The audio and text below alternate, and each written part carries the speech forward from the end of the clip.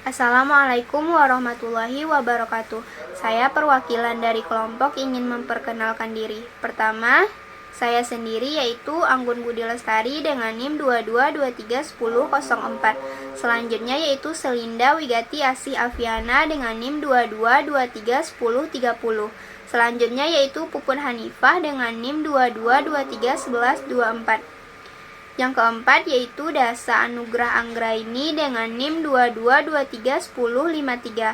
Yang terakhir yaitu Zofiroh Akilah Listri dengan NIM 22231098. Kami akan mengulas kembali materi natural dengan tema Learn about the privilege of being a science educator from Islamic perspective. Dengan pemateri 1 yaitu Bapak Dr. Aulia Azhar MSI selaku Kepala Departemen Pendidikan IPA, dan pemateri 2 yaitu Bapak Adnan Arafani dosen Universitas Azkiyah. Baiklah, langsung saja penyampaian materi pertama yaitu oleh saya sendiri.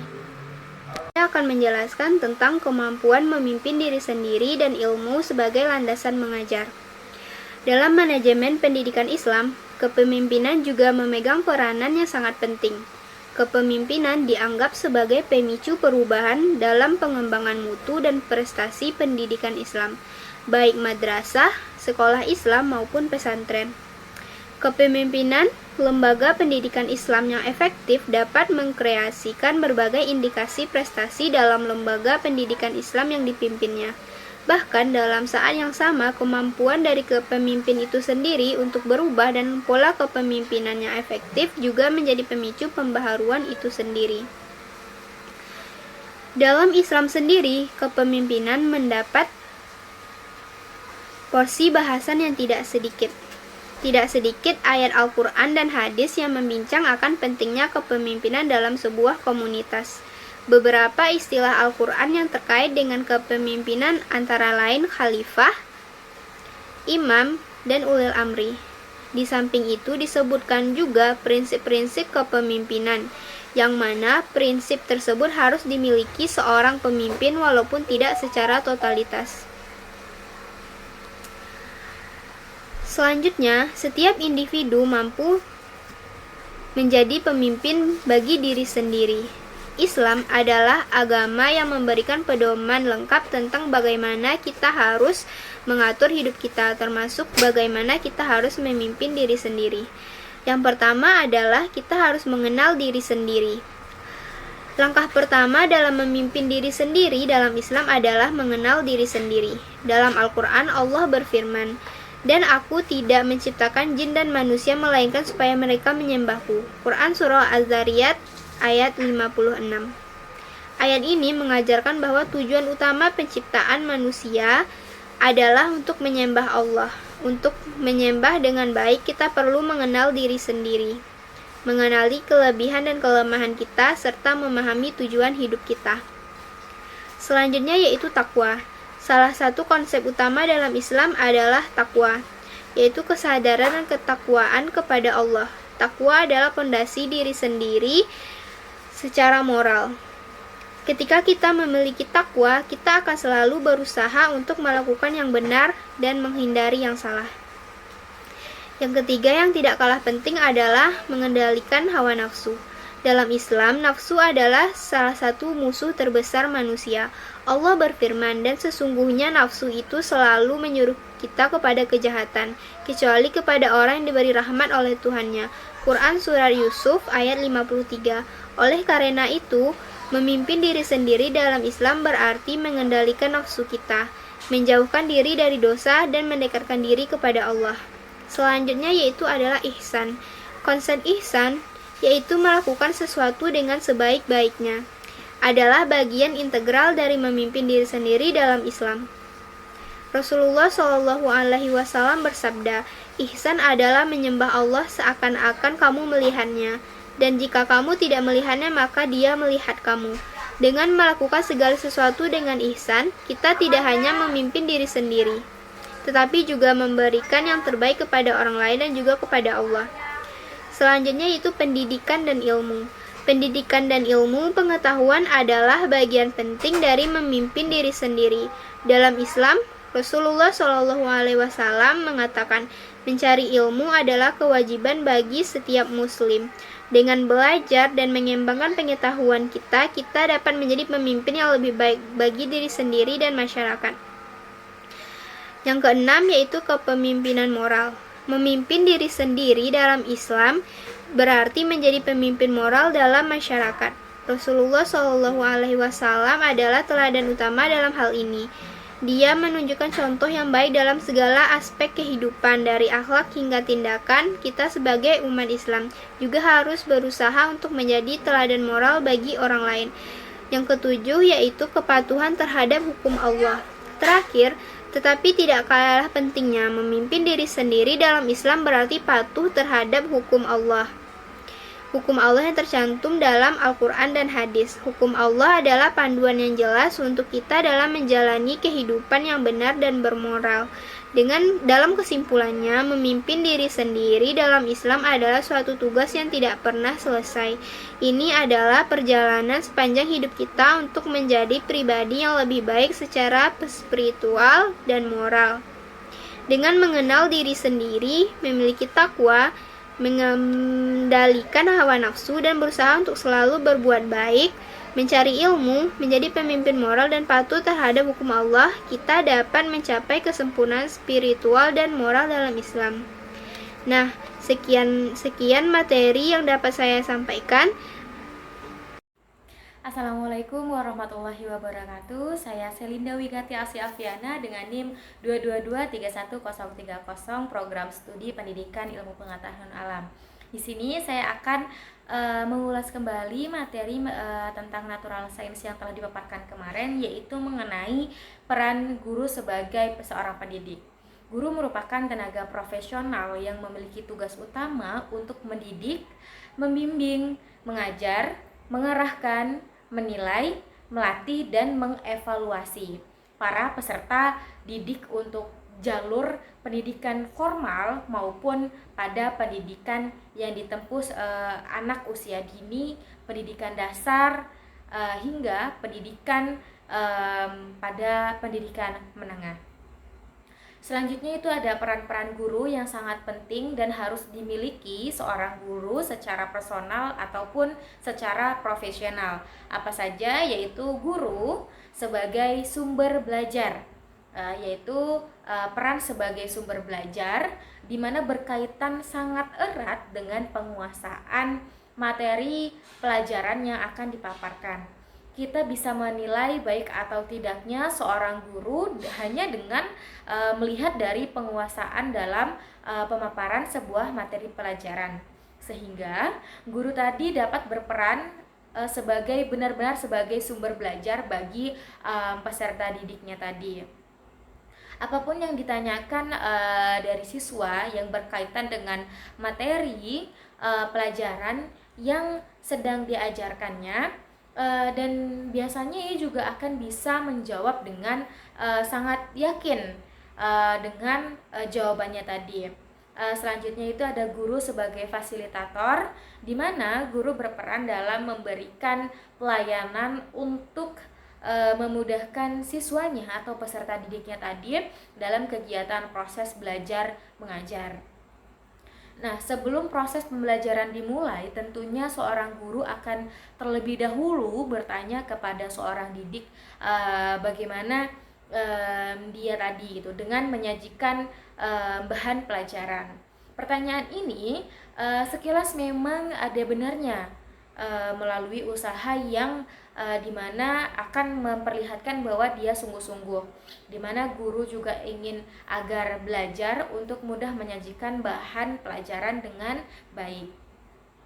Selanjutnya ada guru sebagai pengelola dalam melaksanakan pengelolaan.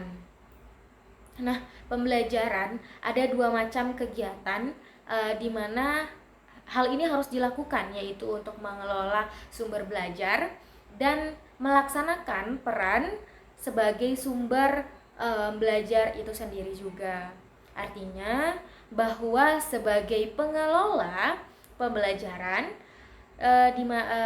sebagai pengelola pembelajaran atau yang biasa kita sebut dengan learning manager, guru itu sangat berperan dalam menciptakan sebuah iklim atau suasana belajar yang memungkinkan bahwa siswa ini akan dapat belajar secara nyaman dan enak dalam proses belajar mengajar. Selanjutnya itu ada guru sebagai pembimbing siswa.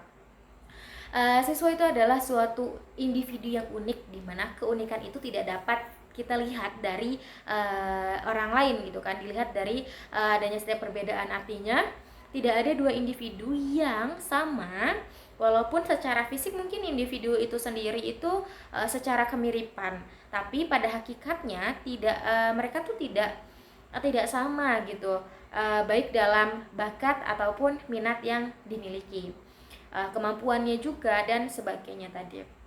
Agar guru berperan sebagai pembimbing yang baik, maka ada beberapa hal yang harus dimiliki, yaitu yang pertama ada guru harus memiliki pemahaman mengenai anak yang sedang dibimbingnya tadi, seperti apa sih anak ini, seperti itu. Selanjutnya ada guru sebagai motivator. Nah, hal ini sering kita dengar ya. Dalam proses pembelajaran, motivasi merupakan salah satu aspek di mana yang berpengaruh ya, ini secara dinamis yang sangat penting. Nah, selanjutnya itu ada guru sebagai evaluator. Guru sangat berperan untuk mengumpulkan data ataupun informasi tentang keberhasilan pembelajaran yang telah dilaksanakan dalam sistem belajar mengajar tersebut. Nah, terdapat dua fungsi dalam memerankan perannya sebagai evaluator. Nah, yang pertama itu untuk menentukan keberhasilan siswa dalam mencapai tujuan yang telah direncanakan tadi atau yang sudah ditentukan, ataupun menentukan tadi kayak gitu ya. Keberhasilan siswa dalam menyerap sebuah materi pembelajaran. Yang kedua itu ada menentukan keberhasilan seorang guru dalam melaksanakan seluruh kegiatan yang telah diprogramkan tadi. Nah, mungkin hanya itu saja yang dapat saya ulas kembali. Terima kasih. Apabila ada salah kata saya mohon maaf. Wassalamualaikum warahmatullahi wabarakatuh. Baiklah, di sini saya akan menjelaskan makna yang terkandung dalam Quran Surah Luqman ayat 15-19. Quran Surah Luqman ayat 15-19 adalah ayat-ayat dalam Al-Quran yang memberikan nasihat bijak dari Luqman Al-Hakim kepada putranya.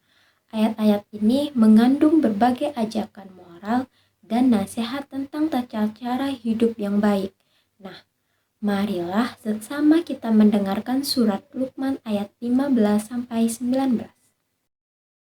وَإِن جَاهَدَاكَ عَلَىٰ أَن تُشْرِكَ بِي مَا لَيْسَ لَكَ بِهِ